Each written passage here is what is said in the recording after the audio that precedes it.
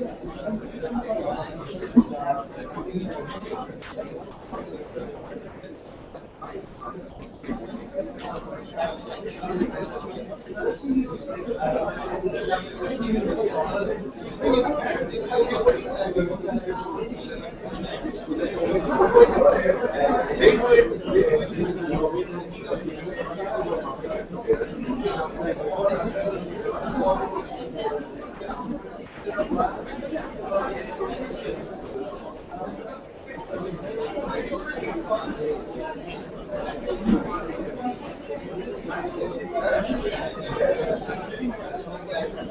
everyone, welcome back to the next session.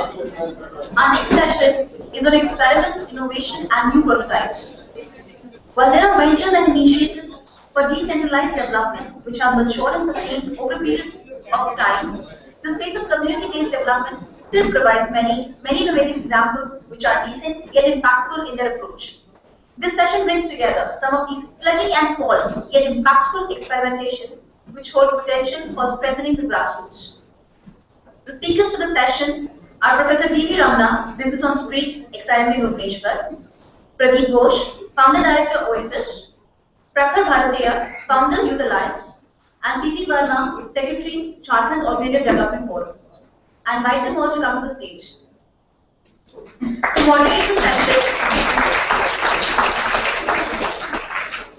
moderate the session, we have with us Mr. Chandra Mitra.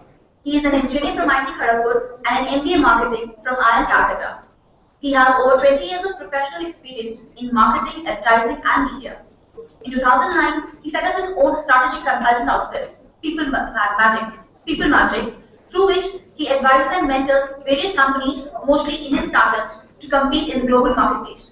He is a visiting faculty at IIM Calcutta and an advisor to the IMC Innovation Center.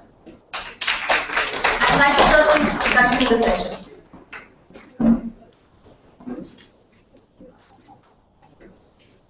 Hello everyone.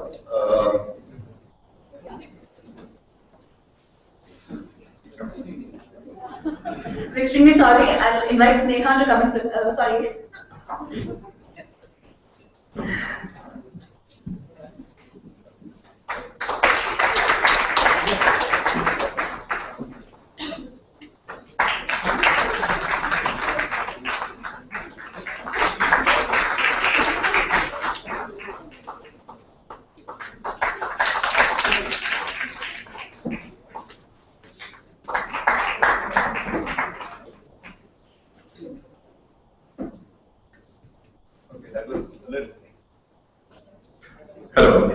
That was a little like dessert before the meal. You've been given flowers because now I'm going to give you the bad news, which is that we're running really behind time. Okay, so if I may use a cricket match analogy, this is the last over of the match, and we have to score lots of runs, so you have to score very fast.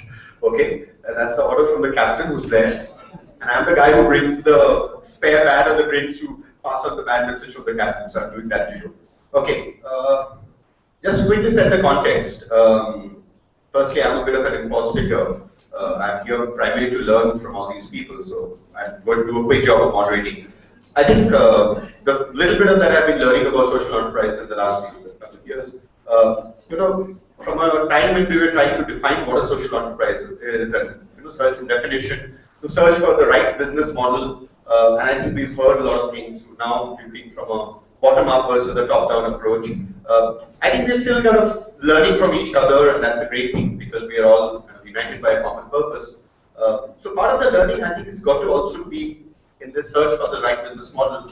Be aware that there are, while some models which have already kind of become sustainable, scalable, replicable, some which have the, think global, act local, we'll learn about all of that. I think there are also a number of new, interesting experiments, for want of a better word, or proto as some people call it, going on right now. So I think the journey hasn't really ended of saying, is there 1 or 3 or 7 appropriate business models or ways of working? And I think we're going to hear from a bunch of very, very enterprising and accomplished people who are doing their own approach towards social enterprises, where they have taken a, looking at the problem from a particular angle and taken an approach of how to solve it, and they've obviously achieved a reasonable amount of success. So I think it will be great to learn from them and see how much of that is applicable to other areas and other domains of social enterprises. But I think there are some very interesting learnings here. I personally am looking forward and looking at the size of the audience at the end of the day, and so are they. So without much ado, I'm going to sit down here and I'm going to, okay, couple of ground rules. I'm going to introduce one by one each speaker. So unless you have an order, I'm just going to follow the order which is there in the sheet. And I'm going to introduce each speaker, and please speak from wherever you are. If you have a presentation, you can come up here. And for the interest of time, we are going to not have questions at the end of the session. We'll see how much time we have left, and assuming we hope have some time, we have some time for discussion and questions with the audience. Is that okay? Okay, great.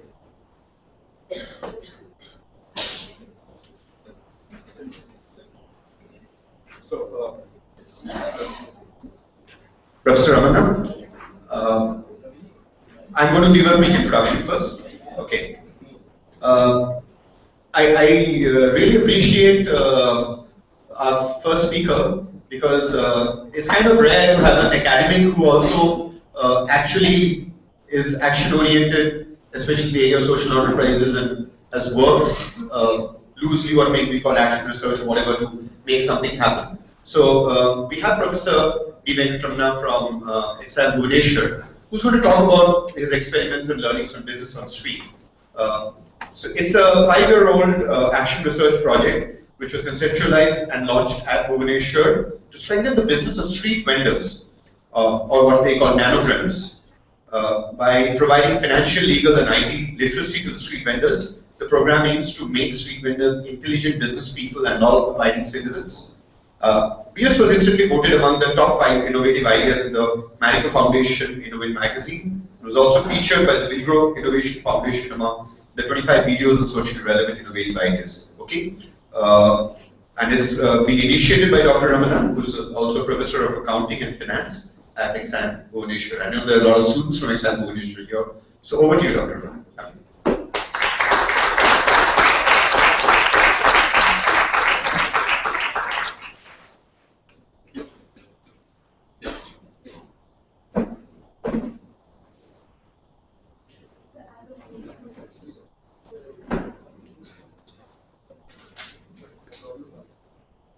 Thank you very much. And when the moderator said that there's a bad news of giving less time, I thought that's a blessing in disguise.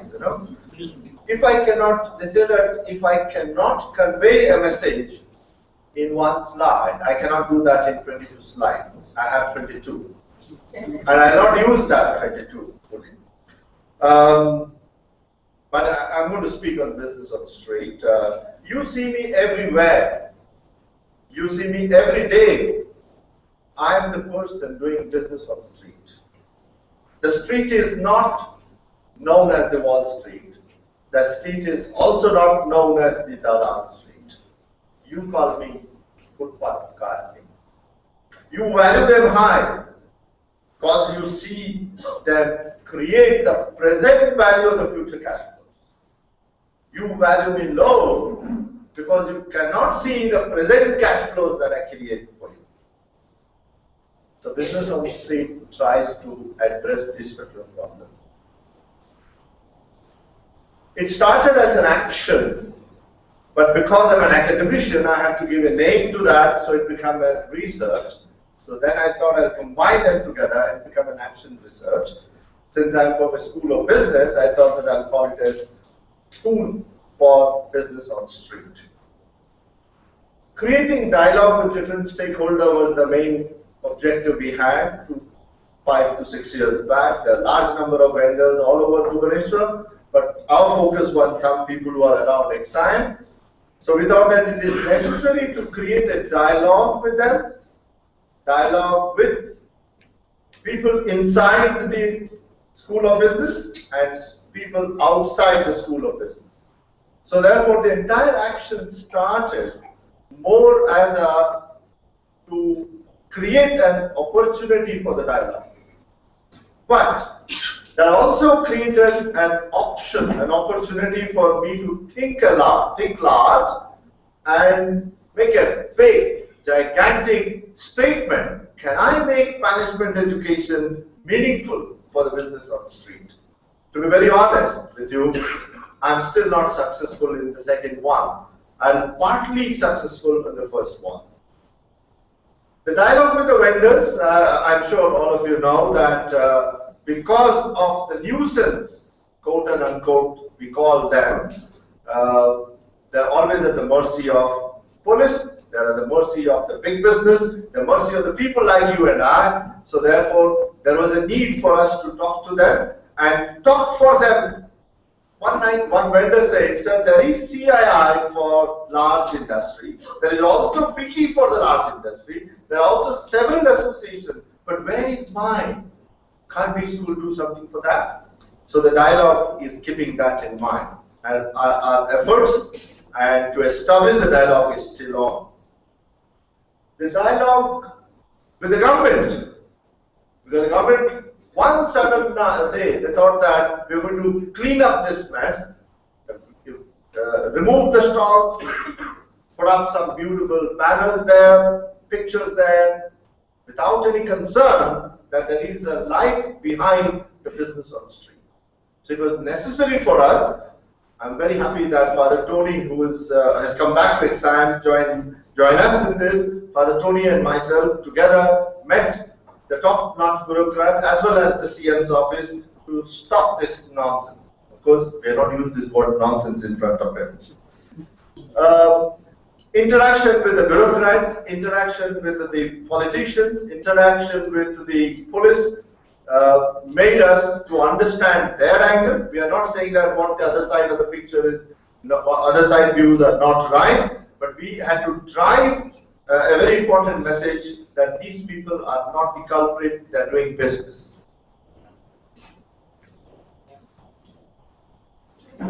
And yes.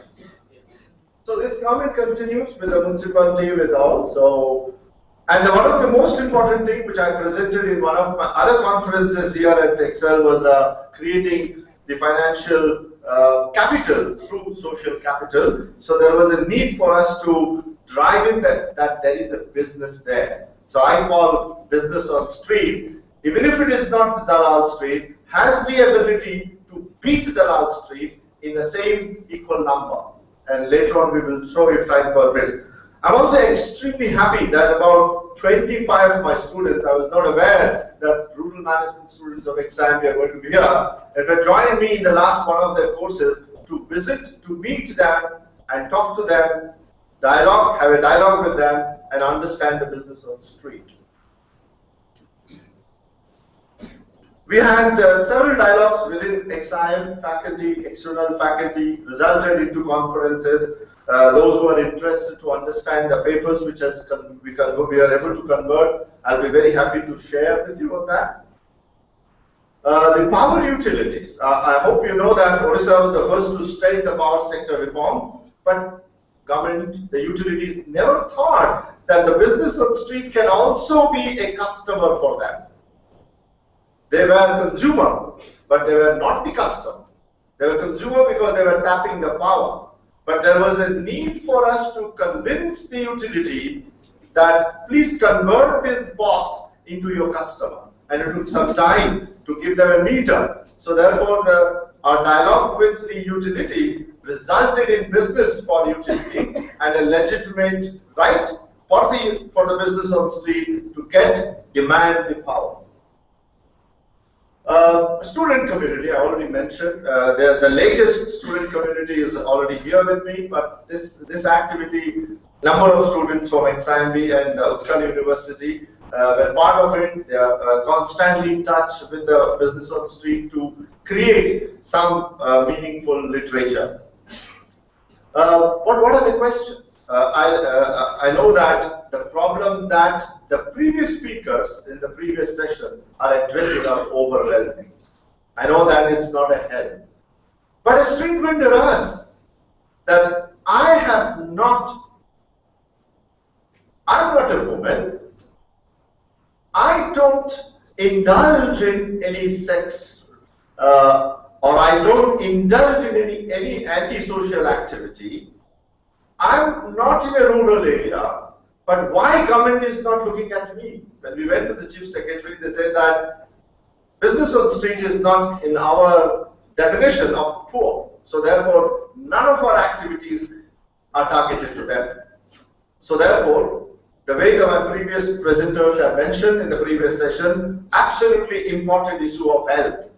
But equally important is these guys who are coming from the rural migration and doing a business, legitimate business, are actually not given any facility.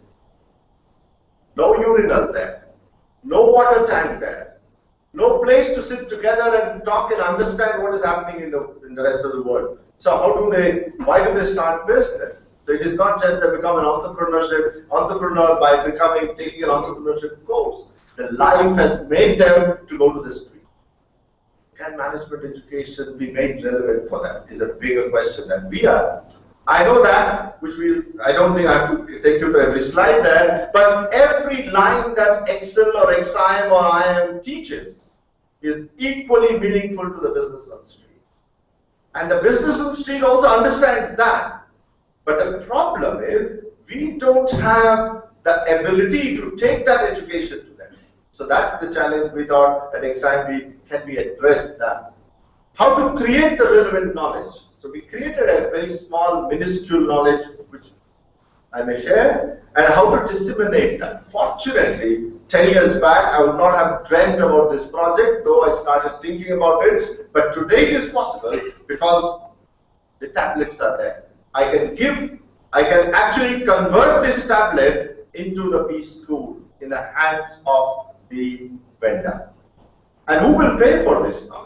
If I'm presenting this in this conference as a social entrepreneurship, it is the responsibility of mine to prove there is a business. There's a business for the boss, there's a business for the professor, there's a business for the banker, there's a business for the utility, and there is a business for the government. I'll tell you how government chips there. So this is all known. So therefore, they don't have time to come to school. So we felt that there is a need to design the school for business owners. We made an effort to get them to our school, but it's becoming costly. Our rooms are AC. They don't need an AC to learn that. As Professor Yunus said there, wherever a professor stands, that becomes a classroom. But of late we started to say, wherever there is an air-conditioned room, that's my classroom. But a boss cannot operate with that class. So what will be our role? The role that we have designed for ourselves, created for ourselves, is the creation of knowledge, the knowledge dissemination, and so the knowledge that we are trying to create is functional. So let me put that in a domain skill, functional knowledge, and under the functional knowledge, three aspects we are now focusing on is the financial literacy, computer literacy, and the management literacy. And focus on first two are more now because computer I can leverage the technology. Use of ITs, videos. I don't have videos today because most of our videos are quite long. And street plays, we created some street plays and a monthly knowledge books. We have not yet started. So every street vendor will have a tablet, and we call it as a small package we developed called accounting through a tablet, which we call nano dynamism. And this is what is an Android-based application, and it can have every information a nano enterprise should have, or can have, or will have. But who will pay for this? This is the questions which I would like to get some answers from you. If my moderator would also say, or the dinner table, you're most welcome to give your answers for that. This is not just in English. This is in Korea. This is in Hindi, and this is in Telugu, and this is in Kannada. So therefore, the languages we also. But interestingly, the IT person says that we can convert everything into every language. But when I go to the street vendor, he says that I will try to understand in English only. For him, business is in English. So the last, we call that the best boss has to be in a farm. So the vision that we are having is that to give a tablet to every vendor. And who will finance this? So we are expecting that corporates to chip in. And you will not believe that the manufacturer of Akash, who has actually given this to us, and they are willing to support it. Not because they have a social concern, not because they don't have a social concern, but they see a business there. Let me end by just throwing some numbers in. We are dealing with 40 to 50. In Bhubaneswar, the registered dealers with whom I am interacting is around 2,500, but unregistered 22,000. In Orissa, 2.2 lakh. In India, 2.5 crore. And if I convert that into business, I just put one more number. On average, 1,000 rupees is floating cash at the end of the day. But unfortunately, I'm not able to capture that to show to the State Bank or any other bank. I expect that SPOS and Farm will show that. Will tell me the revenue at the end of the day. Will tell me the cash at the end of the day. The last but not the least, I would say that it is SPOS is a mission to make management education relevant to the business also.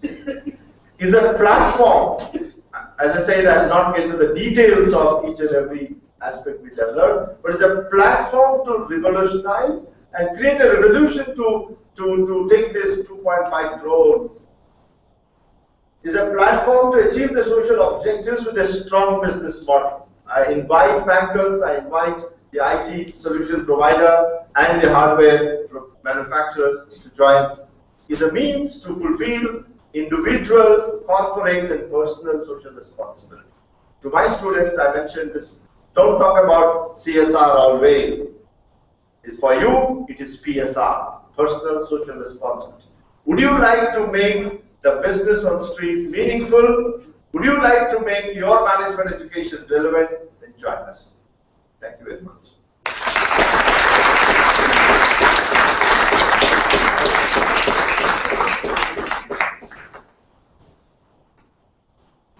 Okay.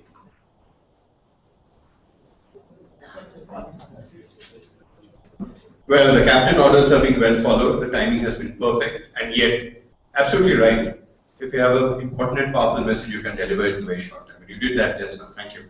Our next speaker is Pradeep Ghosh, founder director of Oasis. An Ashoka Fellow, Pradeep Ghosh founded Oasis as a social innovation lab to develop, test, and prototype innovations which are replicable across India. Prior to founding Oasis, Pradeep had worked as an IT professional in the corporate world for 15 years, with stints in government, private sector, and multinationals. In 1998, Pradeep crossed over to the social sector with a 2-year assignment with Plan International to set up the IT network for Plan's Asia operations. Since founding Oasis in 2003, Pradeep has also made many social innovations such as Gramodaya Social Innovation Lab, Leadership School. I think he's going to talk about all of them. Nirmaya, and others which are, and SWAN. I think he's going to take over from here. Thanks. Thank you so much. Good evening, friends. I hope after such a fiery lecture from a professor, and you won't hear mine because I cannot deliver, with those strong skills. But I'll try my best. So thank you, Professor Madhukar, for calling me here again, and I'm so happy to interact with all this, everyone around here. But just as I was speaking to different people during the breaks, I was kind of getting nostalgic because I traveled the same road long time back. And those were the days when we didn't have such conferences, we didn't have any competitions. So we were left all on our own. So from a corporate career and then moving on to this, I don't know which mad bug bit me, but I was here. And left on my own without even the qualification of any social NSW or anything, and no one to guide me. So that was a point of time when I realized that there were mad people like me who had mad ideas, but this was not acceptable to the social sector. So foolish and mad ideas were ridiculed, and that left me to think that why not give it a try. So that is what started the journey of Oasis, and we have achieved something today, not much, probably a minuscule in front of the various experienced people that you heard in the previous sessions. You've just done something. But I'll take you through that journey. And so what we did, as an IT professional, the good part was that I had a knack of innovations. Because computer gives you very fast results, so I used to devise new ways of doing things, and that gave me pretty good results. So I said, if I have this capability, let me do something with this. Now, as I explored the social sector in 2 years, so I left my job in 2001, and 2 years I spent exploring the sector, just like many of you might have also done. And in that exploration, I found that every industry has got an innovations, a research lab or an innovations lab, where new technology and new business processes are developed. The social sector didn't have any. So while people were working in different domains, for example, livelihood or education, they were experimenting in their own domains, and they were going ahead with those. But across the sector, there was no kind of a lab that could experiment everything. So I said, good, so I'm a novice here, let me give it a shot. And that's how we started what we call the Social Innovations Laboratory. So what we did in the Social Innovations Laboratory, we had to devise an approach because everything was new here. And without a knowledge of how innovations are done in the social sector, still jump onto a road which was not even tarred. So what we did was, we started identifying the gaps in the social sector. And once we found that there were some gaps, generally it happens, you keep worrying that so much of work is happening in the social sector, but why do gaps still exist? It's surprising. And that surprised me too. So then what followed was a series of experiments within ourselves as to how to address those gaps. And what we did was we came out with these steps, which we have practiced over the years, and now we've seen that it gives good results. So what we did was we identified the gaps and long-pending issues in society. We researched on why this gap still exists, so the causes of it. One very important thing you would see on the third line is, quite often you see a lot of problems that exist in today's society actually didn't exist in our society earlier. Because there were certain rituals, certain customs that took care of it automatically. But over the years, we got educated, and we did away with those rituals and customs, saying that we are educated, so we don't follow ancient old traditions. But I found that a lot of it is hidden in those forgotten rituals and traditions. Of course, we do study the solutions and approaches by others for every gap and every issue. And we pick up the best practices and also the failures. So we compile the best practices as well as the failures. And then something very different. Out of the box thinking.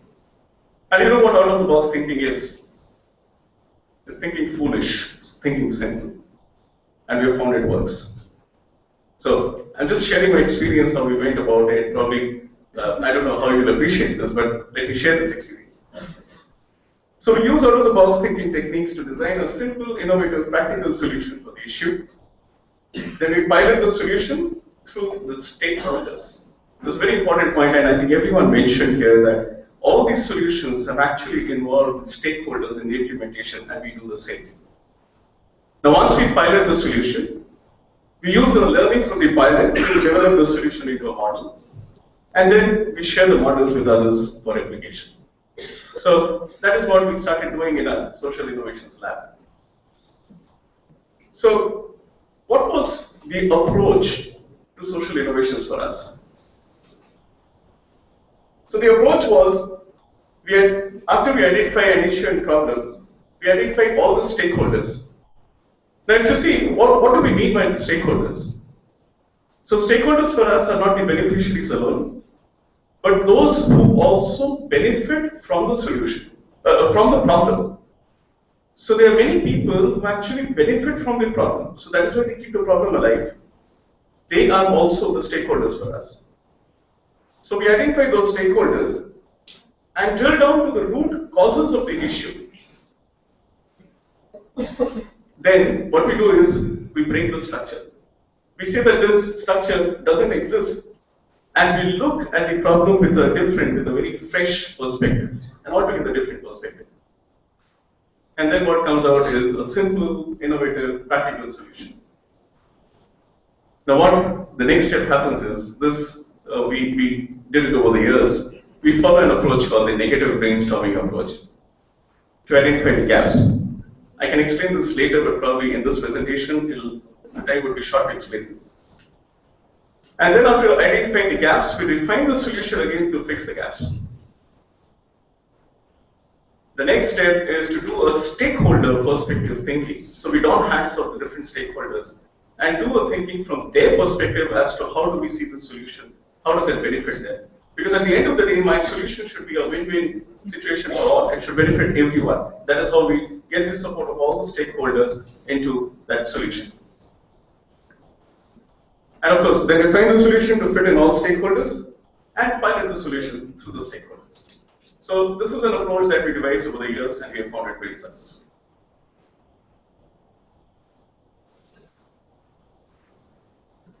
So what we did over the years was these models. A social security system with no taxes, no cuts, no savings. This was implemented in 2 states, being planned in 3 more. If people who are working in the disability sector, especially mental disability, if you know there's a national health insurance scheme for the mentally challenged, which is called Niramaya.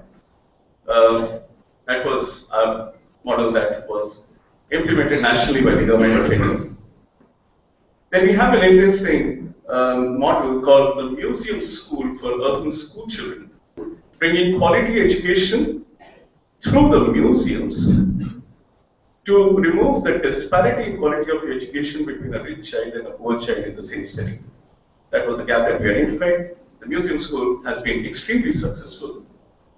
Some children out of the museum school are pursuing engineering courses as well today. This has been replicated in Bangalore since 2012. It's still continuing in Bhopal since 2005. Replicated in Bangalore in 2012 and now being replicated by the Bangalore partner in Mysore. And was also done in Delhi and Mumbai. And then we have a school for rural development, which is called Gramodayan. This is being piloted by our collaborators in 3 states, and this is at the pilot stage. The other models are social innovation labs in universities and at the grassroots level. So this was actually, we didn't realize that the social innovation lab was itself an innovation. So when the World Bank team visited us, they said, hey, this is also an innovation, why don't you take this forward? So that's when we started working on, and happy to say that this lab has been implemented in a university in Canada called McMaster University. And they're planning it in the Singapore Management University, as well as in some Indian universities as well. Then we have another model called SWANS, which is a youth development through social volunteering. This is 850 volunteers nationally. Then we have a social credit system for giving advantage for learning and employment. Incidentally, the calculator for this model was developed by XLRI Jamshedpur and I am Indore. Professor Madhukar and a team of students led this thing.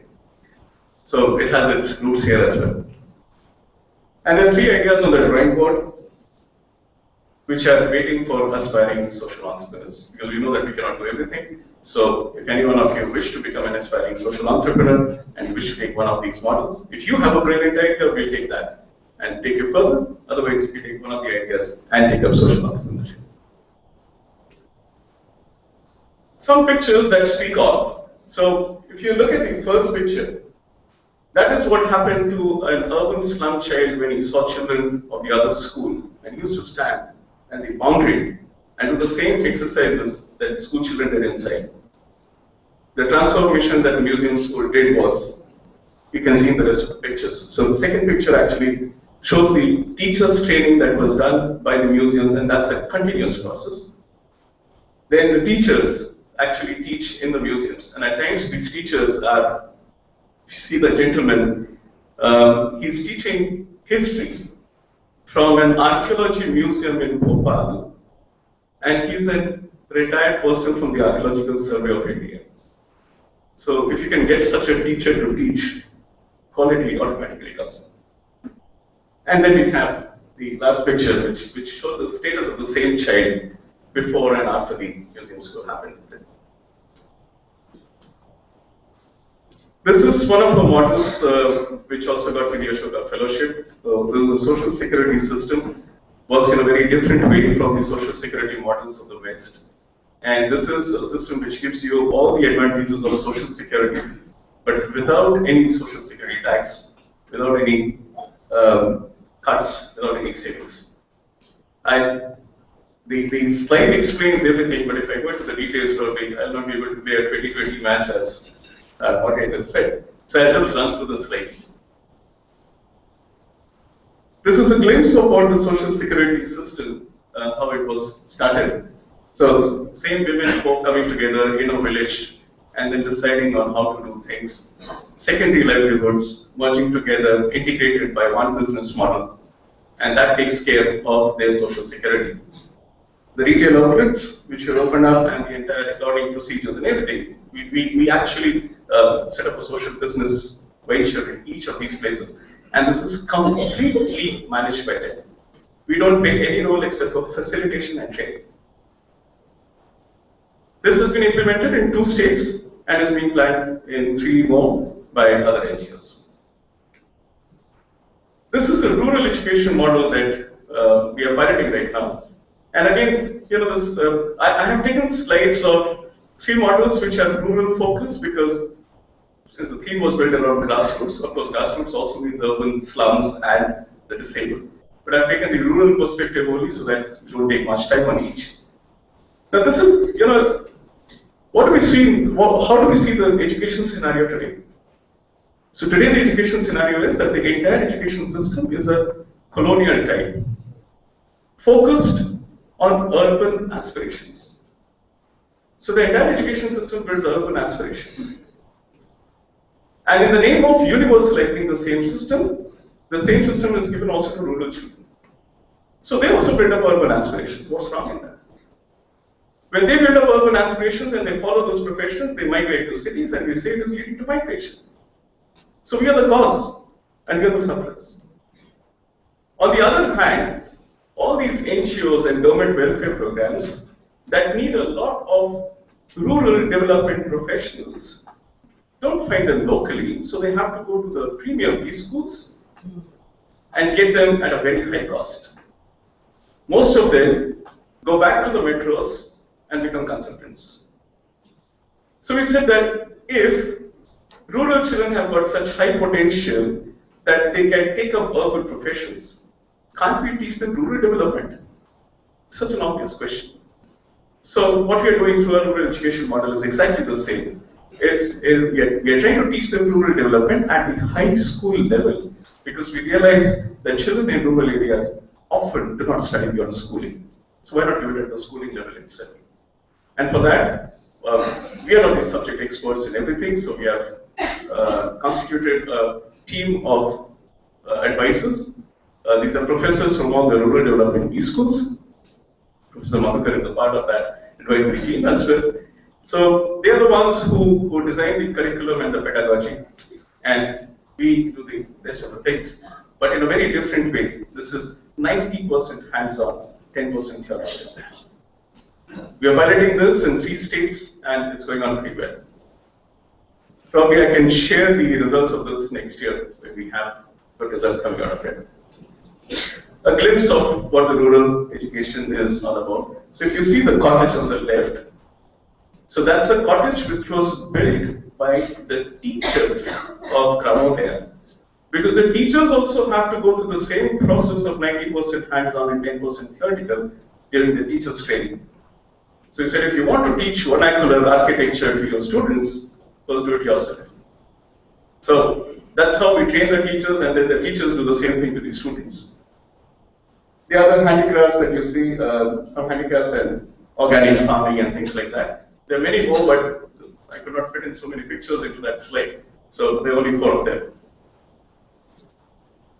This is something interesting. At the grassroots level, what does today's youth look at? Most of the NGOs, we go there and tell them that, oh, this is your right. Why don't you go to the government and demand for it? Why should everyone go to the government and demand for a right when it is already a right? So what we do, on the contrary, is we go and tell them, hey, this is your right, so you have it. Why not use it? So how do you use it? So it is kind of building in the confidence in them that they can do things themselves. They don't have to go to anyone to do it. Now, what is the youth? How does the youth look at things? Everyone looks in a very selfish way that I should be, a businessman or an entrepreneur. I should be earning enough. So the I needs to be converted into a we. That feeling has to come. So we develop youth clubs in different villages. And those youth clubs are then sensitized on how to go about various things. So they go around to the village, identify the problems in the village, and then we make them sit and discuss on how the solution should be created. So it's a complete methodology which has been designed. And this has started off. It's working pretty well. I'm very happy to say that these youth have come forward in a way that they are now feeling that they are designing solutions for the problems which they had in the community. Now, when they design a solution, what happens next? That is when NGOs come in, write proposals, get them the funding, and when we implement the same things through the same youth and the people in that community, they actually employ themselves. So they are the ones who have designed the solution. They are the ones who are piloting, and in that process, they're getting employed. So you're employing yourself, you're getting a return, you're getting a monthly salary out of it for implementing your own solution. Would you like it to fail? Obviously not. So the youth start getting that courage that yes, we can do it, and this leads to our employment. And it is a group employment that we talk about. We don't talk about individual employments. It's converting the I to the we, and that's how the entire rural development shapes up. Because they get employed to implement their own models in their own areas. So what are the future plans of Oasis? So we are replicating the social innovation labs at grassroots level with rural youth. So we are doing this with all NGOs who wish to take this forward. We are replicating the social innovations laboratory, which is a different approach, not the grassroots level approach. This is a very different approach. We are doing this in universities and institutes. We are piloting Ramana in multiple states to evolve an integrated and inclusive rural education. We are spreading awareness about Oasis model so that other countries can also benefit from it. Why only India? Others can also. It needs to be tweaked to the situation. It needs to be tailored to the situation to implement it there. And the last 2 lines, reach out to people with wild, foolish ideas on social development to come and experiment with us. So like I had a wild, foolish idea a long time back. Many of you also have such wild, foolish ideas. Come, let's do it together. And also we are inviting NGOs to share their problems and issues. So together we can develop some very interesting, innovative, practical solutions for them. So that's the small thing that we're doing. Not high achievements, small ones. Just to mention a few. Thank you so much.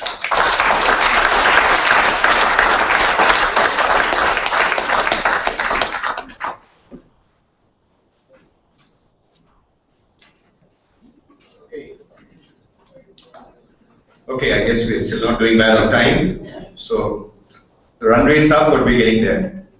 Our next speaker is Prakhar Bhartiya, founder of Youth Alliance.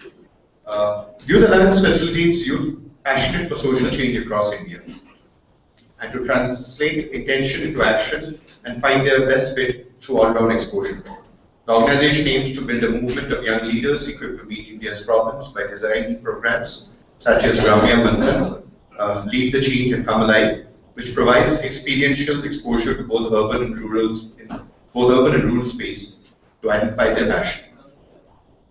Yeah, okay. I think Prakhar will take it from here. Okay. So I'll start with giving this bouquet to Sneha and her team.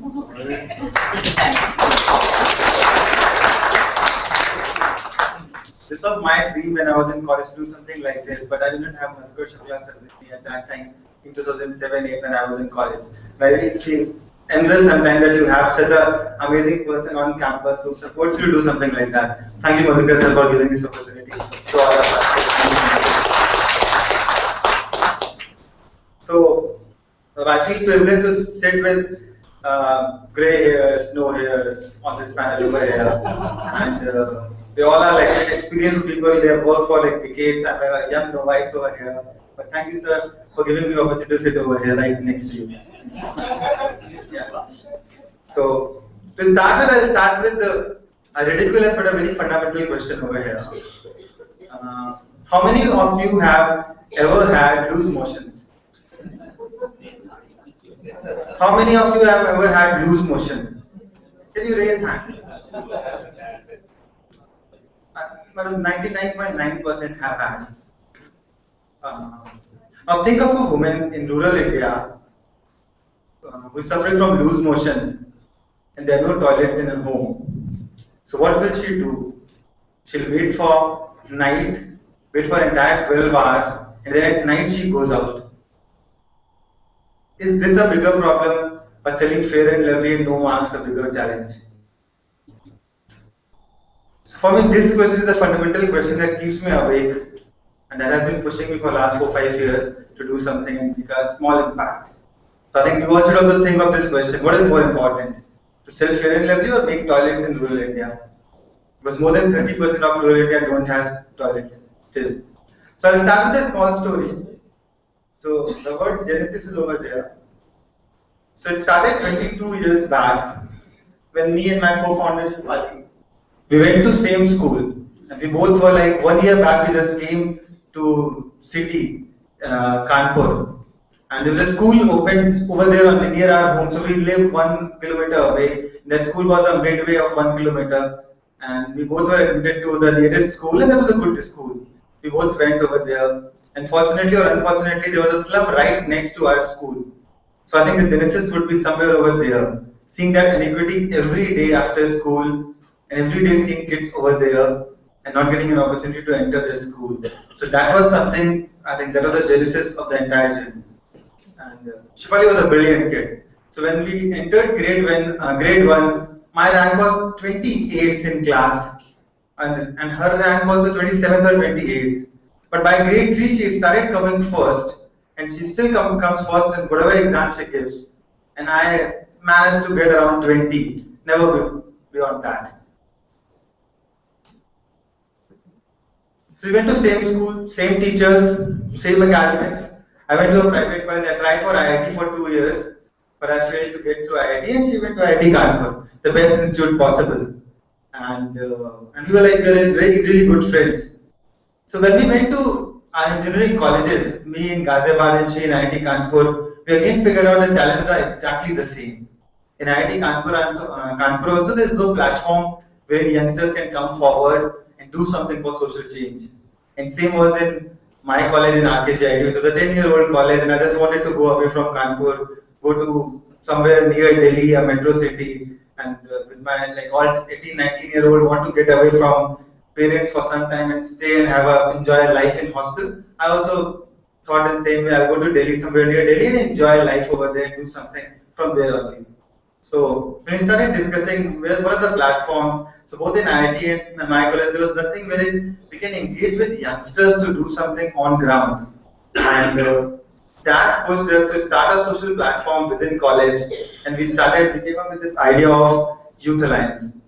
At that time we started, so at that time, now I'll show that vision statement. It's a very fancy statement, but at that time we were never near around that. So whatever came our way, from cloth collection drive to fundraising for Kosi Dam to Janagre, whatever was coming, to teaching kids in the mess, whatever was coming, we started doing it. She started at her space and I started in my college. So at that time we started thinking on those lines, how can we create spaces in colleges for youngsters, one, to get on-ground experience where they can come and contribute, and second, to get mentors like Madhukar Shukla sir, because I never had someone like you who can tell me what exactly I can do, but we are trying to have those mentors. I went to Teach for India post my college. She went to Deloitte for consulting, and then she also went to Teach for India, and then she came back in the Youth Alliance only. Post Teach for India, I resumed Youth Alliance, and this is a larger dream. How can we transform universities into breeding ground for empathetic leaders who will apply their head, heart, and hand to drive change and solve the problem of toilets in the country? So that's our dream that we want to pursue in the next 20 years. We want to fulfill that dream. With that in mind, we started doing several programs. So one program that we do, so yeah, mentors role. Like we have been talking in the morning, I think Lakshmi ma'am was talking about mentors and how important mentors are. So I was fortunate to get mentors. I think Anshu Bhaiya sitting, must be sitting somewhere over here. Yeah. So he's one of our mentors, and because I'm also in Delhi and he's also in Delhi, so I keep calling him, and once a month I make sure that I'm meeting him, sharing the progress, and just sitting with him. And he has been an amazing person. So we've got a good pool of mentors. Anshu Bhaiya is one of the mentors. I'll share one incident. So when you start something with your passion, you often don't celebrate your Valentine's Day also. You don't get chance to celebrate Valentine's Day. So it was February 2012, and my Valentine's Day was happening with Anshu Bhaiya in Goon's office. And I've shared the model of Lead the Change program, where this is the model and we want to work on this. This is the larger idea. And I never talked about funding to him at that point of time. He went inside, brought a check and gave it to me and said, I know you need funds. This is the power of a mentor. When someone believes you, someone trusts you and says that, yeah, you go ahead. He wrote on my diary, Lage Raho. And that was my Valentine gift, 2012. So we've got a good pool of mentors who have been very supportive in our journey. So Lead the Change is one program that we started 2 years back. We are entering into 5th Lead the Change now. So it's a 8-week program in which the larger idea is how can youngsters while in college and young professionals when they are working can get to know about the social issues. So we take majorly education, enterprise-led development, change to policy and politics, rural development as the major issues in which we call these practitioners and mentors to come and talk with a very small group. So we have a very strong selection process. We select only 25 to 30 people in one program, work with them very closely, sit with them, do all the sessions and mentorship, make their roadmap of life, what they can do long term, and that's one program. Other program for which Madhukar sir called me, but I have taken the opportunity to present the larger picture rather than just one program.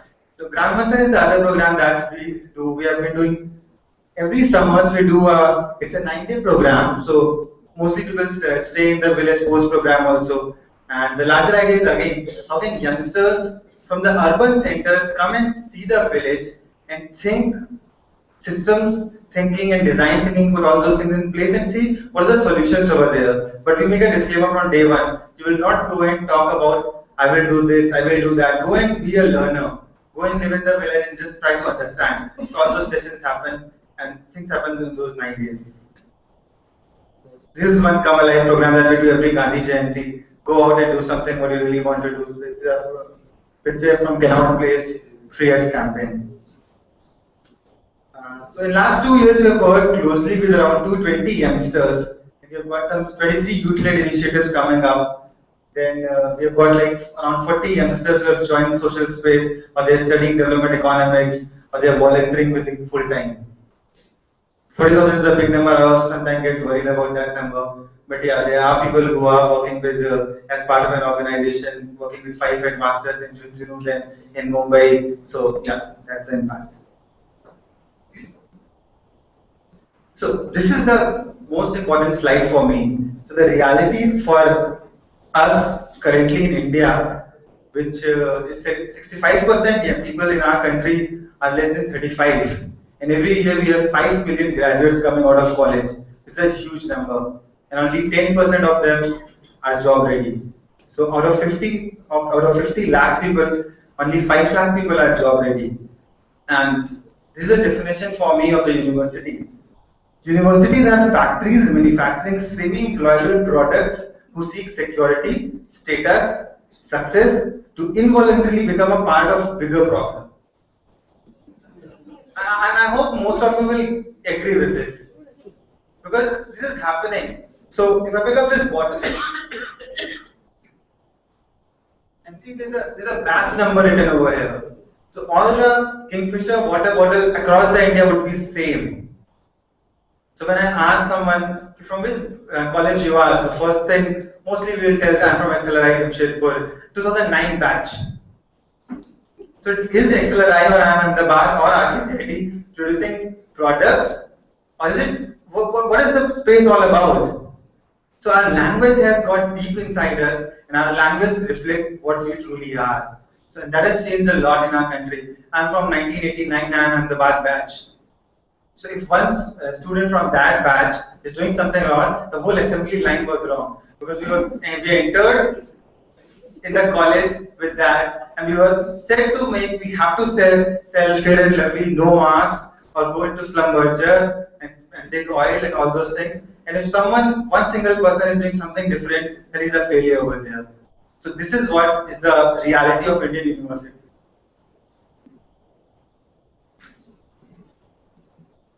So you all agree with this, or there is any doubt in this?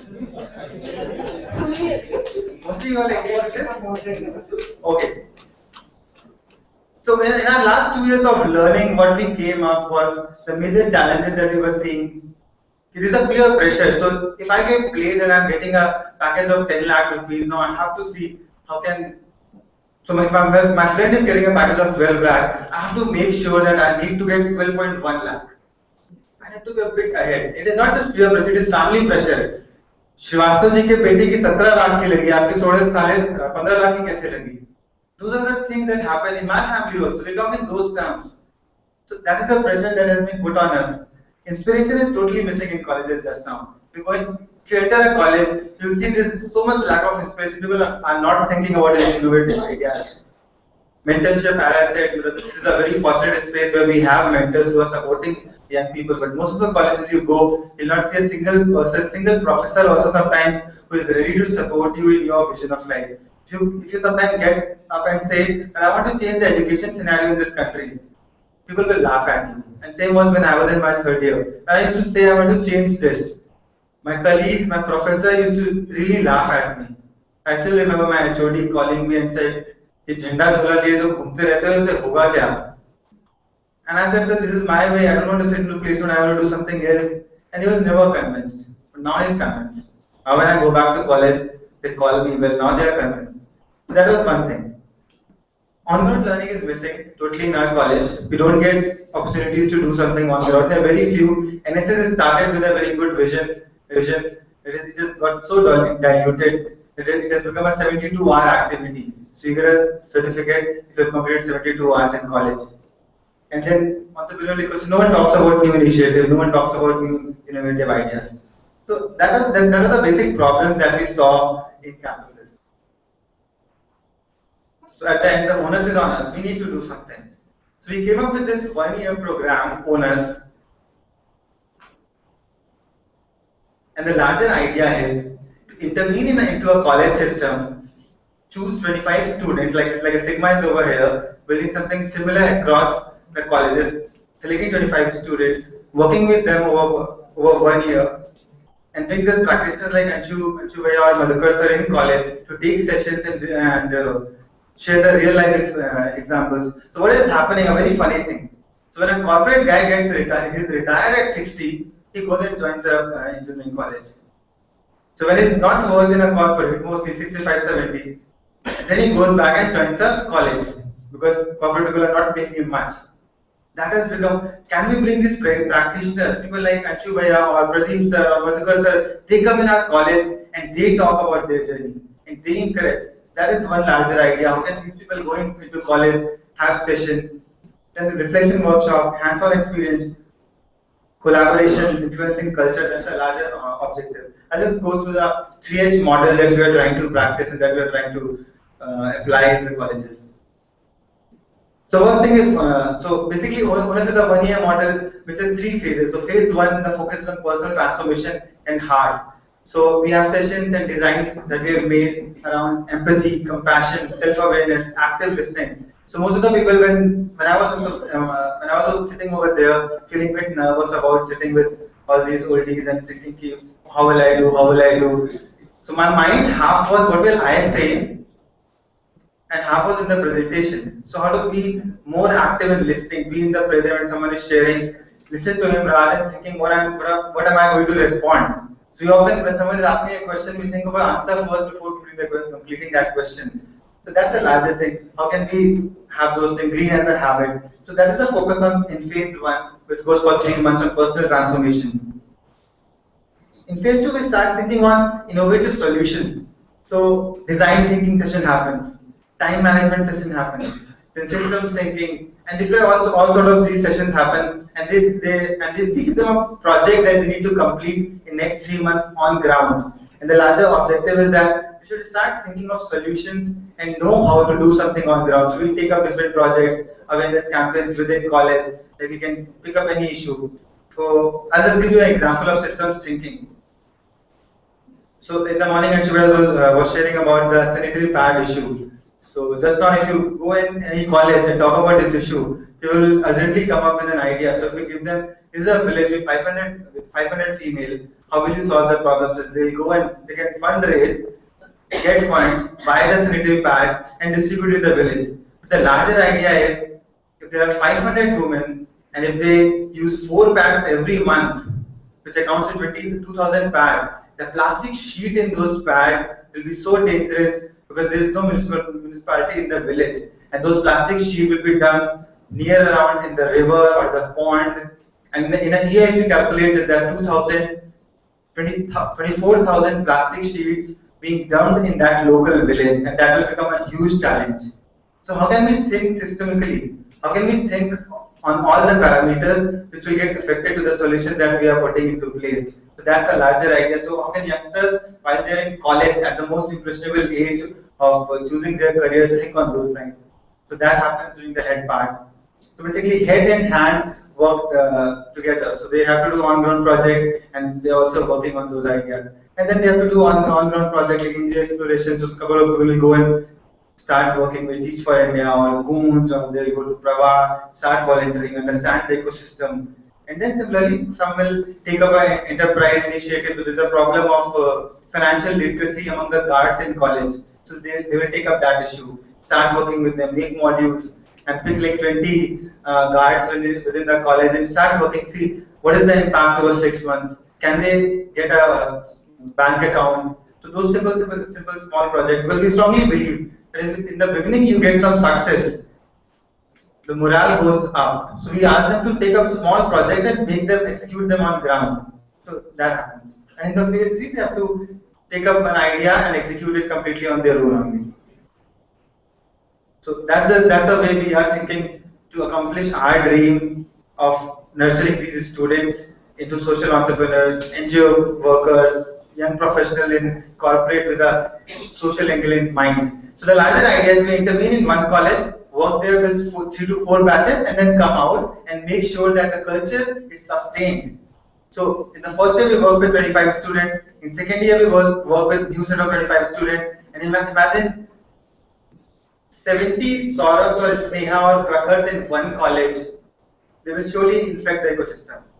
I'm pretty sure that if we have 70 such people who are passionate about doing something, and over 3 years, they will surely change the ecosystem over there. So that's a larger idea of how we are thinking that we can change the culture over there. So when someone enters into first year or second year of his college, he sees that my 4 seniors are working on environment, my 3 seniors are working on agriculture, my 2 seniors are working on education. And then he will have that idea. Just now, entrepreneurship is not a buzzword in college. How can we make that social change or change making a buzzword in the college? And eventually, because all these things happen with the culture. So if we take a couple of case studies from India, so BITS Pilani has a very thriving entrepreneurship culture. Because when someone enters in first year, he sees that 5 of his seniors are working on a startup. And then he also starts thinking on those lines. So that is the larger picture that we are looking into. So we'll start with 5 colleges this year. We're piloting this with 1 college, and then we try to replicate it, make modules with some facilitation kits, and try to involve professors and faculty also over there. That's a larger idea. So this is it. So I'll just read that quote. The world today requires a different set of skills, empathy, teamwork, a very different type of leadership and change making. So we need to think empathetically towards the people around us. How can we have that angle in our mind? That is the larger thing that we are working on. So people are more conscious about what they are doing, how they are acting. We don't want everyone to come in this space. You go to the corporate, but see how you can contribute your weekends at least in doing something which affects the society. So I have a small video with me. So anyone who has started working on a different idea will surely like this video.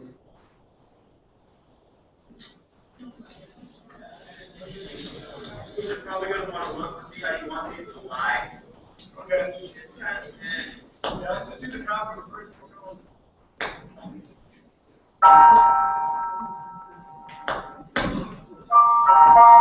Everything's telling you not to walk. It feels like an explosion going off in your mind, and you gotta just breathe. You're kind of going against your primal instinct, you know, and it takes everything you have. Like you can't just get out there and not be scared.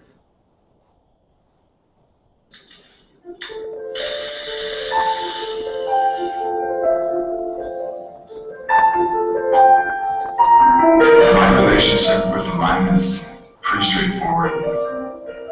The Highline has a simple set of rules that you need to follow, and those rules can be bent. I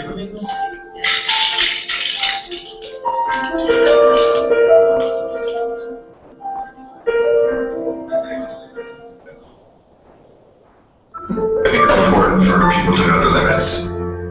You know, if you're not feeling comfortable with the situation, just walk away. It's not completely about walking the highline every time.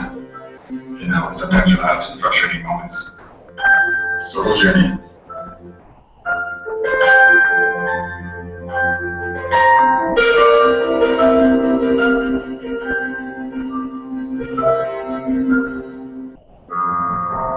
People think it's an adrenaline sport. It's not. It's all about the breathing and being in the moment. You're not thinking about 3 steps ahead of you. You're not thinking about the mistakes you might have made, 3 steps back. You're taking 1 step at a time, and you're in your zone.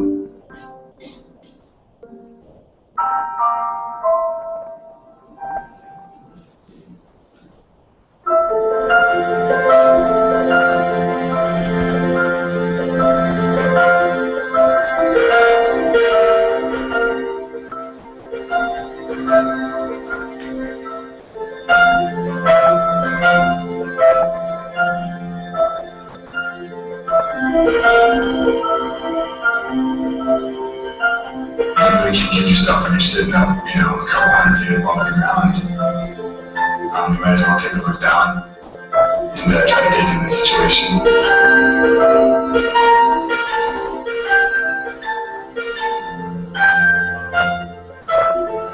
It's not about eliminating fear, it's about finding the courage within the face of fear is what matters the most.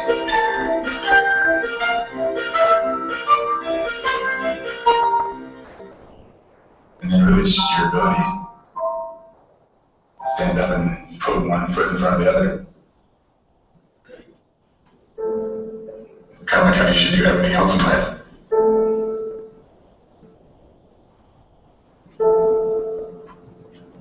So what we are trying to do, we are trying to prepare youngsters in college ready to walk this high line. At least try to walk this high line.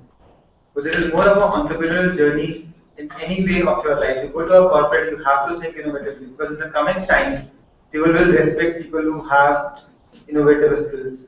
So we are trying to make colleges and universities a space which make youngsters ready to walk this high line. Thank you.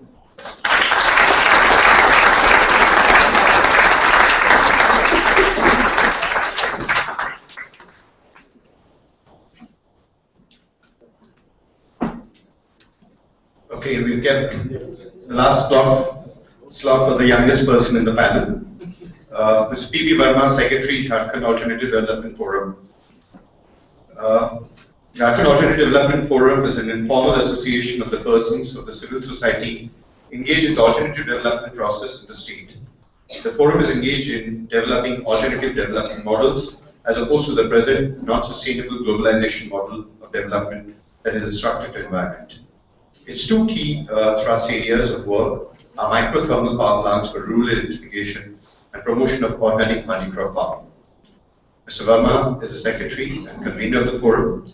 He holds a degree in mechanical and industrial engineering from IIT Kharagpur 1964 and has retired as managing director of High-Tech Industries Limited before joining the forum. Over to you, Mr. Verma.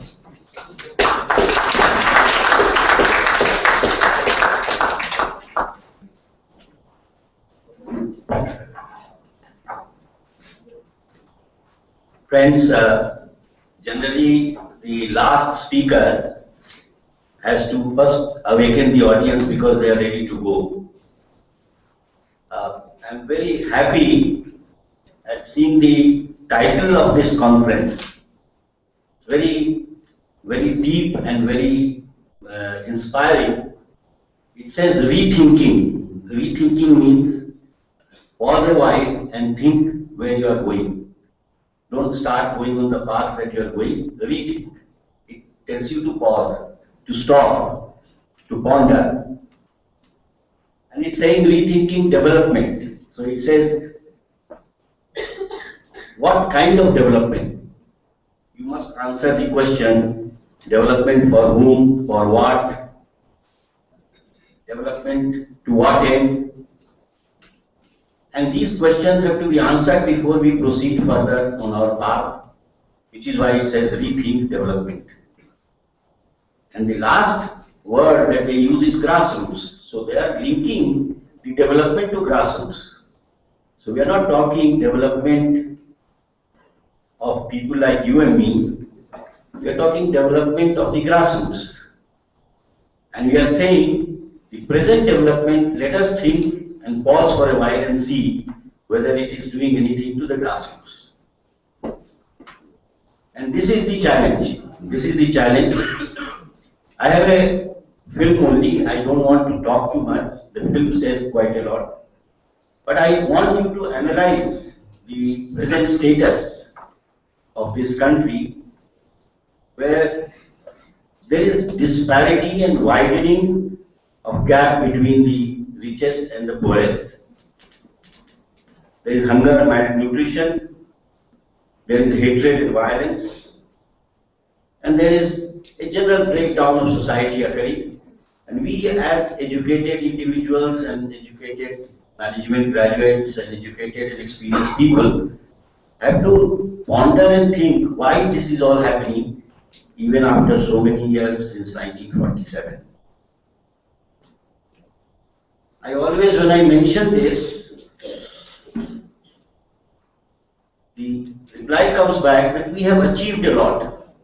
Since 1947, if you say, what have we achieved? There is no denying that we have achieved a lot. But then as the poet says, we have achieved a lot, but we have miles to go before I sleep. So this film is just on one aspect on which we are working, which is microthermal power plants, and it's an example of how you empower a rural community in a critical area like power generation and give them the power to generate, to own, to operate, and to become self-sufficient in their own way over the electric generation methodology as opposed to the state-generated method of electricity generation. So you see the film, and then later on whatever questions you have, we'll have it during tea time or dinner. Thank you.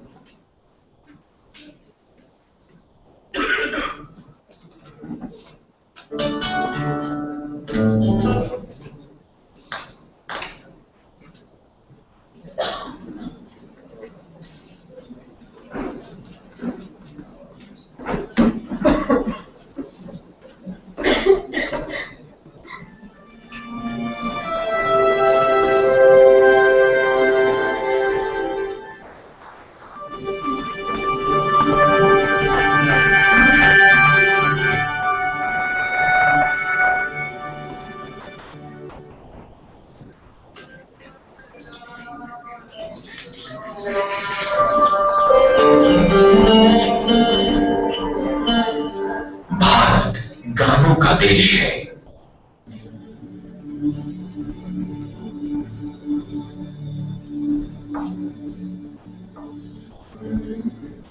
परंतु वर्तमान समय में लोग गांव छोड़कर शहर की ओर चले हैं।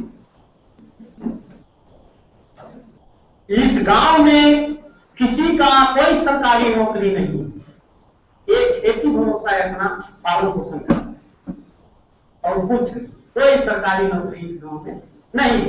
अगर आंकड़ों की बात करें तो प्रत्येक 1000 आबादी वाले गांव से प्रत्येक दिन लगभग 99 व्यक्ति किसी न किसी रूप में अपने गांव परिवार को छोड़कर शहर की ओर जा रहे हैं।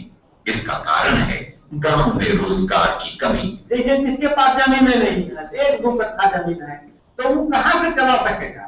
बस वो आदमी कहीं कलकत्ता जाता है, आपको मुंबई जाता है, लेबर का काम मात्र उधर जाके करता है। भारत 7,50,000 गांवों में बसता है। अगर भारत का विकास करना है तो हमें गांवों का विकास करना ही होगा। लोगों को गांवों में ही रोजगार तथा रोजगार के अवसर उत्पन्न करने की व्यवस्था करनी ही होगी।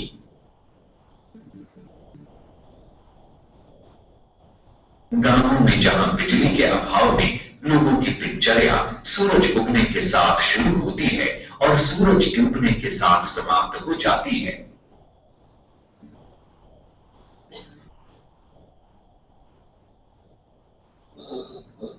गांवों में बिजली पहुंचाने के अनेक प्रयास हुए, परंतु अब तक इन प्रयासों का कोई खास परिणाम सामने नहीं आया है। लगभग 2002 में एक पोल गाड़ी हुई है और पोल जैसा है वैसा ही है, पोल गाड़ के छोड़ दिया गया। बिजली बोर्ड से हम लोग का गांव से चंदा इकट्ठा करके हम लोग यहाँ पे दे।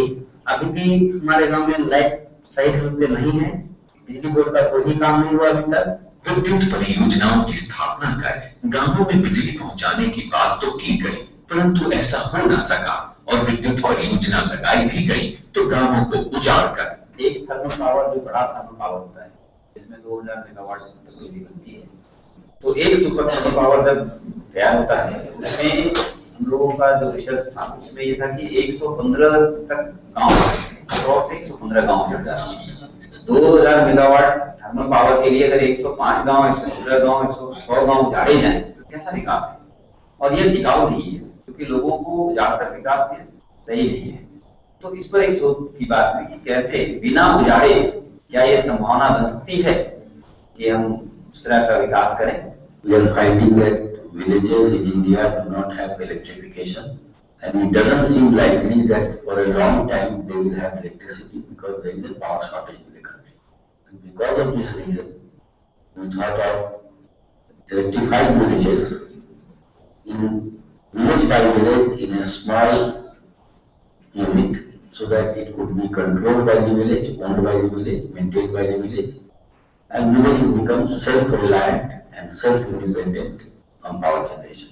झारखंड ऑल्टरनेटिव डेवलपमेंट फोरम के तहत लोगों को सबसे पहले ऊर्जा के महत्व को समझाने की कोशिश की गई और लोगों को बताया गया कि ऊर्जा रोजगार के लिए कितने अवसर खोल सकती है।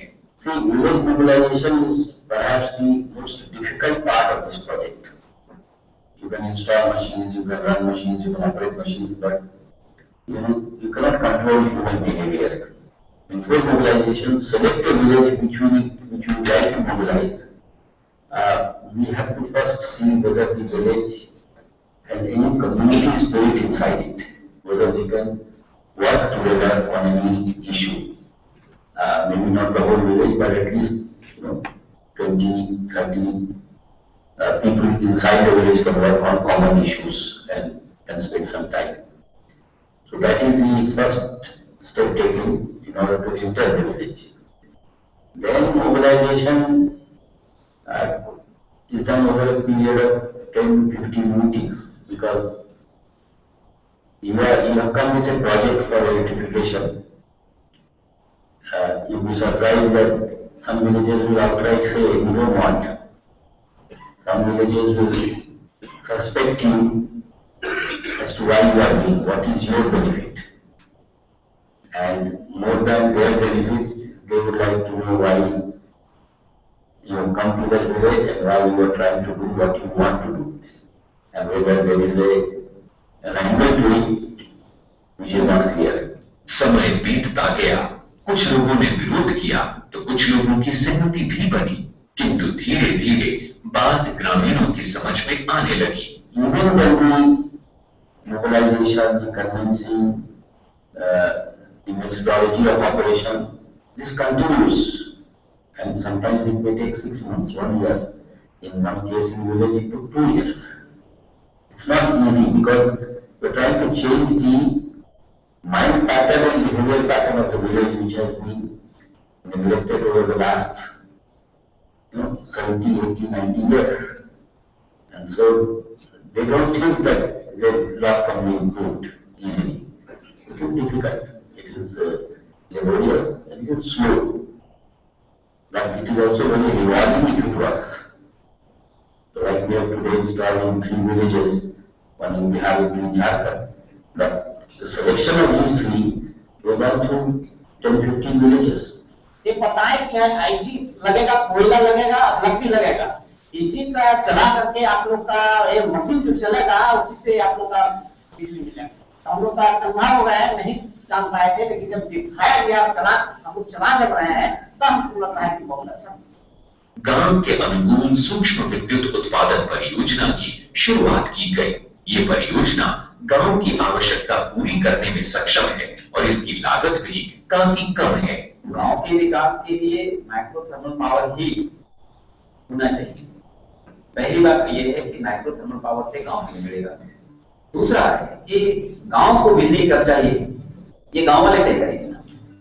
तो ये जो छोटे थर्मल पावर है वो रात में बिजली बल्ब जलाएं और दिन में जो कृषि उद्योग है या पानी के लिए है उसका उपयोग वहां करें, तो इससे गांव का विकास हो जाएगा। Micro thermal power plant that we have designed and installed works only on one principle. We decided that we have to have a thermal power plant for generating electricity which does not use kerosene, diesel or petrol. That is the first criteria. And so we discarded all the models that were available and we went back to the old locomotive model, because the locomotive trains used to run on steam power through steam engines. So we said, why can't we produce electricity through steam engines? So basically the microthermal power plant is very simple. You have a small boiler and you heat water in that boiler to produce superheated steam. That steam goes into the steam engine and the steam engine reciprocates and therefore it then runs an alternator, connected to an alternator. So you have a boiler, a steam engine and an alternator. And the alternator produces electricity. Microthermal power का भाप engine की तर्ज पर निर्माण किया गया है। Alternator भाप की ताकत से चलता है। भाप पानी को उबाल कर पैदा की जाती है। It's a very simple process. It uses water, but of course it uses heating medium for the water. So in forest areas we have used forest waste, in coal areas we have used coal, and in areas where a lot of rice is grown, we use rice husk as the fuel for heating the water. अब तक Jharkhand alternative forum ने 3 ऐसी विद्युत परियोजनाओं का निर्माण किया है।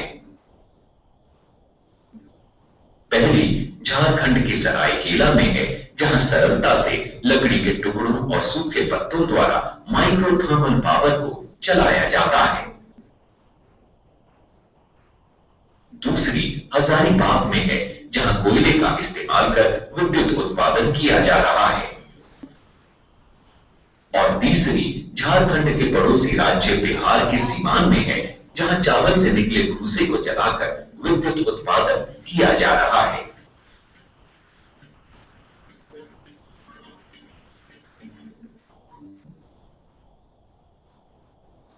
प्रत्येक विद्युत परियोजना से 10 किलोवाट बिजली पैदा की जा सकती है। ये बिजली रात के समय गांव के 200 घरों को रोशन करने के लिए पर्याप्त है। लगभग हमारे गांव में 200 घर है। 200 घर में हम लोग 150 घर कनेक्शन लेकर, छोटा सा मशीन है जिसमें हम लोग 150 घर का आसपास हम लोग बिजली सप्लाई होती है। शाम को 5 से 10 के बीच में हम लोग उसको चलाते हैं। 10 बजे के बाद हम लोग उसको बंद कर देते हैं। मेरा गाँव में खुद ही उत्पादन अपना भी जितना घंटा इसमें हम कोयला डालेंगे उतना घंटा हम उपयोग कर पाएंगे। ये हम लोग का ये सरकारी का ये जो है ना कट गया ही हुआ, हम लोग को 4 घंटा चलाना कंटिन्यू 4 घंटा चलता है, 5 घंटा चलाना चलता है, मैंने बीच में डिस्टर्ब कभी नहीं होता। 24 घंटा चलाना है हमको, सिर्फ हम लोग को कोयला डाल के डालना है और बिजली हम लोग उत्पादन कर रहे हैं। बहुत बढ़िया। हम लोग सभी गाँव वाले मिलकर एक समिति बनाए हैं, इस समिति के अनुसार ये मशीन को हम लोग चलाते हैं और सभी हम लोग गाँव में इसका देख रेख करते हैं। One of the things we do is select 3-4 villagers from the village, which is selected by the people themselves, who will run and maintain the plant ultimately. आज इस विद्युत परियोजना का संचालन बड़ी सरलता से समिति द्वारा किया जा रहा है, जिससे गांवों में परिवर्तन साफ तौर पर देखा जा सकता है। देखिए, इस तरह से लाइट आ जाने से हम लोग को पढ़ाई लिखाई में अच्छा होता है। पहले हम लोग ढूंढी या लाइट से पढ़ते थे, उससे पढ़ने में भी हम लोग को थोड़ा दिक्कत होता है, लाइट कम आता था, अच्छा से पढ़ाई नहीं होता था। और लाइट आ जाने से अच्छा से पढ़ाई लिखाई हो रहा है, खाना भी बनाने में भी अच्छा हो रहा है, घर पूरा environment। यह विद्युत परियोजना गांवों में बिजली की समस्या का समाधान तो करती ही है, साथ ही साथ रोजगार के अवसर भी प्रदान कर रही है। सरसों का जो खेती होता है, आज हमें शहर से जो शुद्ध सरसों का तेल नहीं मिलता है, तेल का पिढ़ाई करते हुए दूर रहते हैं, और जो तेल का मिल लग जाता है उनसे हम प्रति किलो 4 रुपया का दर से लेते हैं, और उससे जो खली निकलता है वो खली को बेचते हैं। बेचने के बाद वहां तो हम लोग रहते हैं 2-3 आदमी, उसका हाजिरी तो बढ़िया से निकल जाता है। माइक्रो थर्मल पावर की सफलता ने लोगों में ये विश्वास पैदा कर दिया है कि ऊर्जा ही विकास और रोजगार की असीम संभावनाएं खोल सकती है। इस छोटे थर्मल पावर से झारखंड का बेरोजगारी दूर होता है। You can also have mega power plants, which takes acres and acres of farmland, villages getting destroyed. So you have both the models here. Both are technology. You can say steam engine is a very primitive technology, but we are not talking primitive and modern. We are talking beneficial technology. What technology will benefit and what technology will not benefit. इसकी सफलता को देखते हुए ये आशा की जा सकती है कि कल का सूरज एक समृद्ध और खुशहाल झारखंड का पैगाम लेकर आएगा। मैं कहूंगा कि 21वीं सदी का भारत में ये गांधी का नया चक्र है।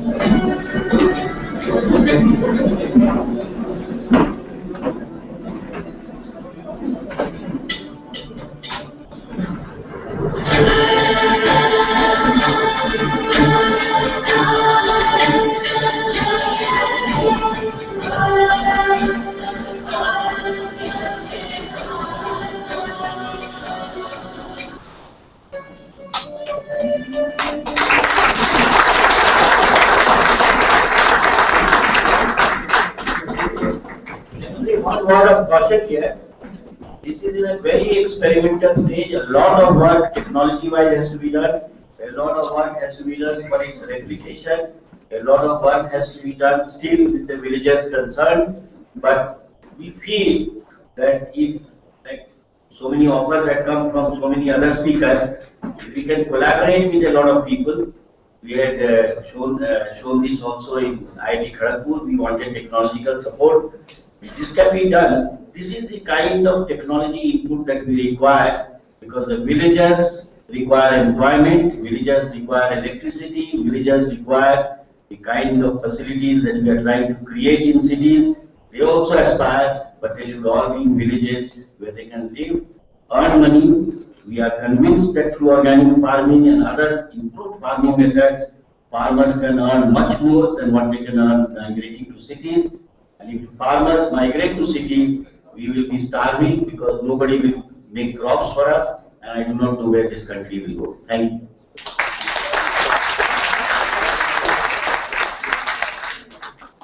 Okay, we have very little time left before we throw open for just about a few questions. I think we have time for some comments from me. I personally found this session very fascinating. Thank you, all of you. I think it's especially relevant for the topic, as Mr. Verma pointed out. It's really about questioning and challenging some of our basic assumptions of development. I found it very interesting that we have a professor who's actually trying to, find a community which normally doesn't sit in most people's agenda of development and trying to work with them, with his students. That's very new and very interesting. Thank you. I completely agree with getting the heart and the minds and the hands of students.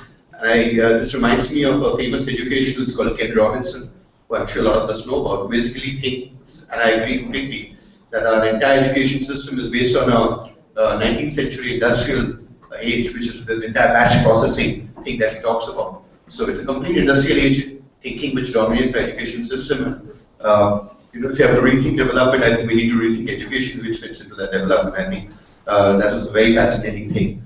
And the fact that the social sector needs innovative thinking and idea labs is something that came out fascinatingly, and I think again that's something wonderful. And the fact that we have to go back to rethinking everything, including rural-based and community-based development efforts, and again interesting experiments happening there.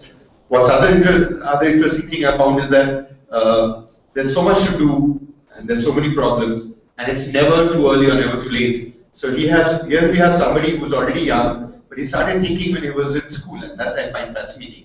And here's somebody who's retired after a very successful career and has taken this on of his kind of next, I don't know, second or third or fourth career. So I think that's a personally humbling thought, that it's never too early and never too late to start this journey. And I think it's been really inspirational for all of us. Questions? We probably have time for just about 5-10 minutes. So don't feel shy. If you have questions, start right away. Hi, this is Vikas Agarwal. Actually, as an alternate, my question is from Verma.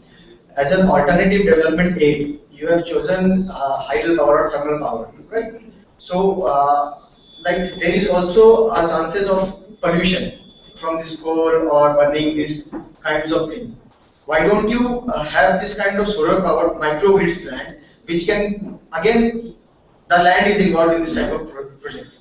So why can't we have this kind of thermal power plants or solar plants which can be installed in the rooftop of the house itself and that can work as a microgrid? No, actually, your question is very relevant, and I am not fully at ease with burning fossil fuel. I am not fully at ease. But then we were balancing the cost versus the methodology, and Nabard was our financier, and we chose the cheapest methodology that we could find, which also had in mind that we are not talking only power generation, we are talking about running machines in the daytime. Like you saw the mustard oil mill being run, we are installing, we have a concept that why can't small scale industries be set in villages than in towns? So if we have small mustard mills, small flour mills, small rice mills, tube wells, all this working in the villages, you get employment, and this can run those machines. I did not find, I mean so far anyway, I may be wrong also, I did not find solar power plants economic enough to run a very high powered mustard mill, but this could run it. So we are talking of employment also, we are not talking only giving light. In fact, unless the earnings in the village increase, there won't be stopping of migration and there won't be stopping of selling of farmland. This has to be, we have to get money from farms, we have to employ rural youths in villages, like somebody also mentioned, and then only we can proceed forward, and then we can strengthen the grassroots. That's the reason. But I have not come across, I have not been able to find an economic model for a solar plant. Like 200 houses I want to give light, the costs are prohibitive. That's why I found this as this costs about 6 to 7 lakhs only. So actually, like I respect your concern regarding the cheapest source for this energy generation, but still there are lots of innovations being done in this solar sector, and there are lots of these microgrids which have been installed in the sectors in Ranchi as well. I'm going to request, there's going to be tea outside. You two gentlemen, I'm sure, are going to have a long conversation. Sure. It's going to be worthwhile, but let's give chance to maybe just one or two other questions. If there are. Yeah, there's one. I can see a hand there.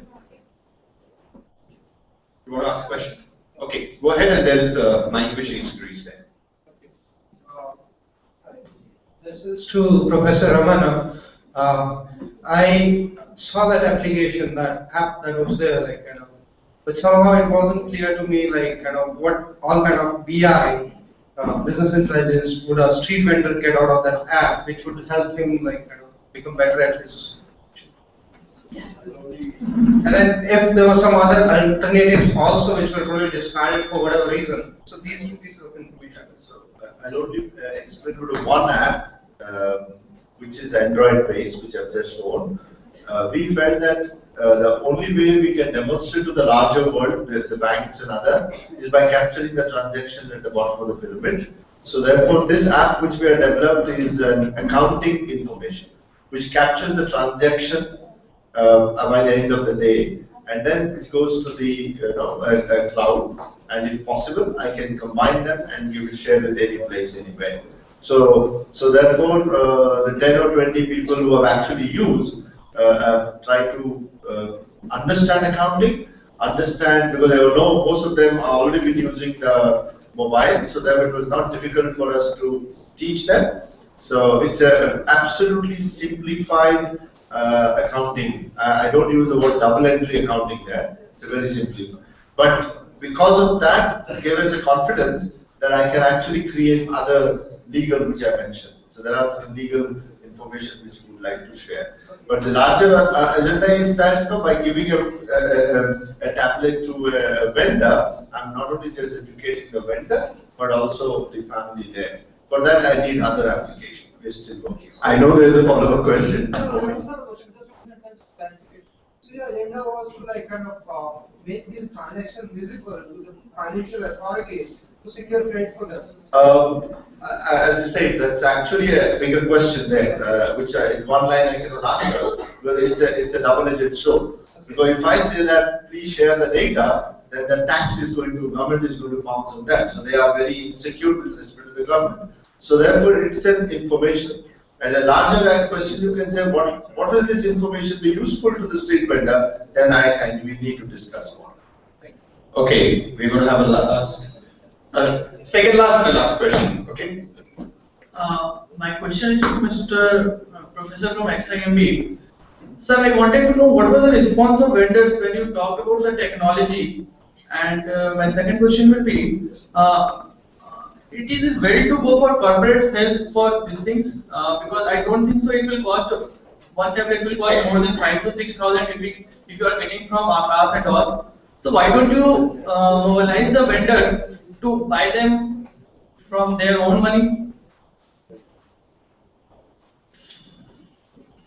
Two questions is the response from the vendor with respect to technology. I think the vendors, or like any other new person, they have already tasted the technology. So they have seen the mobile. So that's what I said 10 years back, that would not have been possible. So they know the technology. So therefore it is possible. But the worry was, the previous question, the vendor is worried that as of now, I'm not sharing the data. You'll be surprised that many of them will be having a use cash transaction.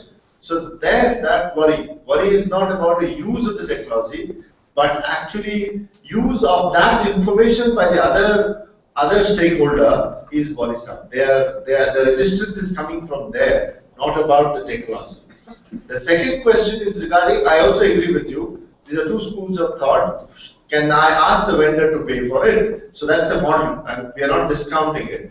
But since I am showing this as a social enterprise, that's the way we are projecting. So we feel that let the pricing not happen there, let the pricing happen some other. We are exploring, rethinking, on the pricing model.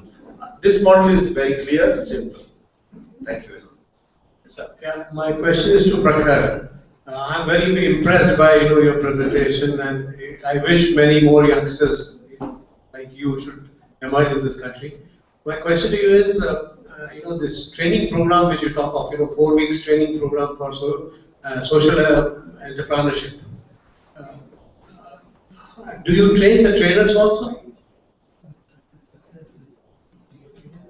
Not yet, we don't train the trainers, and it's not a 4-week thing, it's a 8-week thing, which is the starting point of it. It goes beyond that also. So not all focus on social entrepreneurship or entrepreneurship. There are many who opt for other options like working with an organization or going to corporate. There are few from every batch, so like the 25 in the cohort. So 5 of them might opt for entrepreneurship. So we sit with them, and it's a long process. So like post program, 6 months down the line also, we sit with them and work with them. So just now that is why I shared that in the last 2 years we have worked with 220 youngsters only. Because we focus on individuals, so just now we have not made a trainer modules. But going forward, like 2-3 years down the line, when we are working on this college ecosystem change, over there we are planning to have a trainer modules also. So we are working on that. Yeah. And what is your business model? How do you sustain? So from day one thing was clear that we need to make it sustainable. So from the day one we charge fees for the program. So just now we have been able in last 2 years to come up to around 45% of the total revenue, total budget. So we get around 45% from there, and then we have some. So I want some couple of fellowship as an organization. So that amount is put back in the organization. Then there are friends who support, like I shared, and so we are given a generous check. So we are getting those generous checks. Thank you.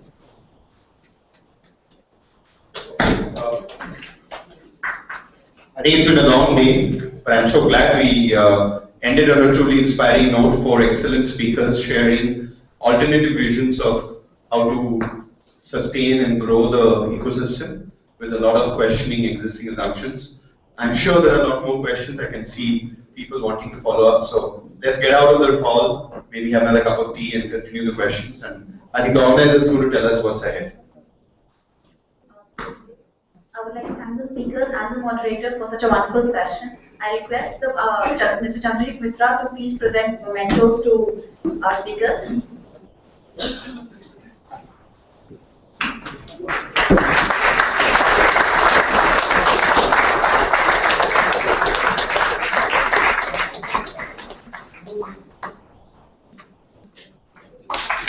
request all of you to present mementos to each of the speakers.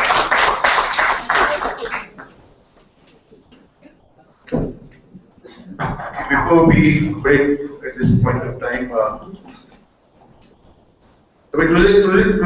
today's sessions, was almost like a train which starts late from the first station and then keeps getting later and later and later. So we started about 20 minutes late, and now I think we are. No, okay. We are 55 minutes late. So, okay. I just wanted to check one thing. It has been a long day. The schedule, what we had planned was that if we finish by 5:30, we can have a documentary, which I found very interesting. So how many people would be interested in that? Okay, great. Okay. Can we start right now? No, let's have a cup of tea. Yeah. Let's have a 15 minutes break. Today there won't be long queues because we have 2 counters. So let's break for 15 minutes and then we come back. We'll start. Thank you.